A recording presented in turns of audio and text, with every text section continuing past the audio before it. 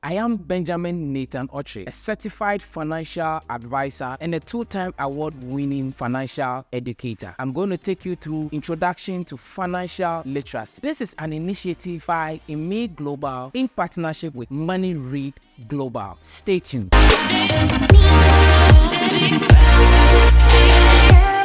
Welcome.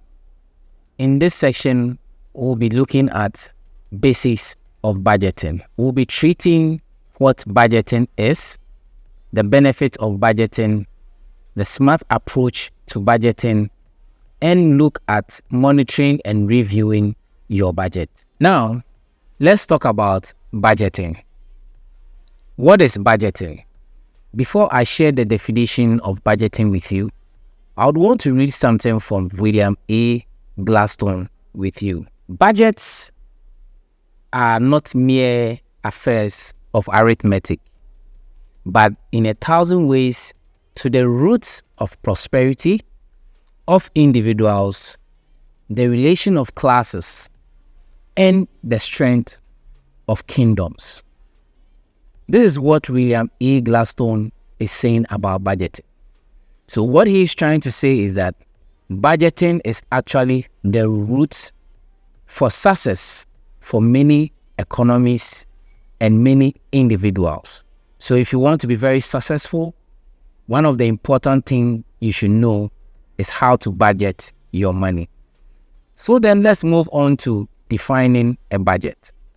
Now, a budget is an estimate of income and your expenditure for a period of time where you can also do a regular review. Organizations and individuals always budget. They want to plan how their money must be spent so that they can achieve a desired purpose. Many countries will want to read their budget to the state or their citizens so that they can let them know how the incomes are coming in and where these incomes are going or where they are going to be expended. The same applies to any individual. If you are a student who receives stipends, if you are an employee who receives wage or salary, if you are a business person that you pay yourself, you need to have a budget. And your income that comes in should be directed. In fact, you need to instruct your money to go where it must go. So to go on to show you how a structure of a budget is, I want to deal with these two conceptions. Number one conception is want. The other is need. Some people ask me about this. What is the difference between wants and then your need? Now let me explain. When you talk about your want, you are talking about the things that if you have, or the things that if you don't have, you can still survive. These are your wants. When you talk about the needs, you are talking about the things that if you don't have, you cannot survive. So those are the things that you need. So in budgeting, you always have to concentrate on the things that you need, not the things that you want. Most of the mistakes and most of the financial stress that we bring to ourselves is as a result of not being able to differentiate between these two. You need to always concentrate on your needs and not your wants. Now, let's look at the structure of a budget. So, in a structure of a budget, you are looking at basically three things. Number one is your income part. Two is your expenditure part. And three is your surplus or deficit. Income is where you receive your salary, you receive your wages, you receive any sort of income from investments and what have you. When you receive that, you have to expend that income. So now you move to your expenditure section. So with your expenditure section, you are looking at all the things that you are going to spend your money or your income on. After listing all those ones, then you come to the third section where it talks about your surplus or deficit.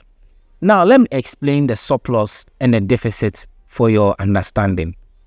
When you talk about surplus, what we are trying to say is that your income is higher than your expenses.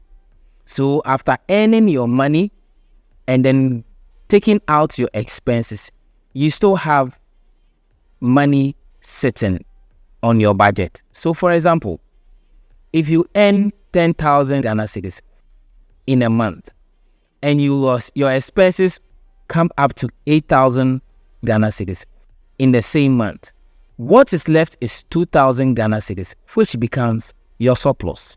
So you see, the income is higher than your expenditure. Let's look at deficit.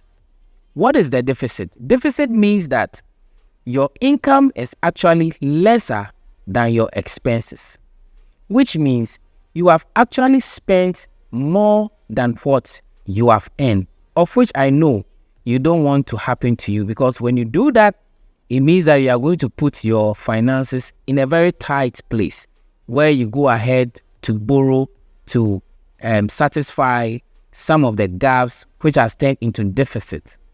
So now, if you earn 10,000 US dollars, this is just an example to help you to understand very well, and then you spend $15,000 as your expenditure. What it means is that now you have spent $5,000 more. In this case, you have a deficit and you have to satisfy the deficit. In subsequent episodes, we are going to talk more about loans and debts. Thank you.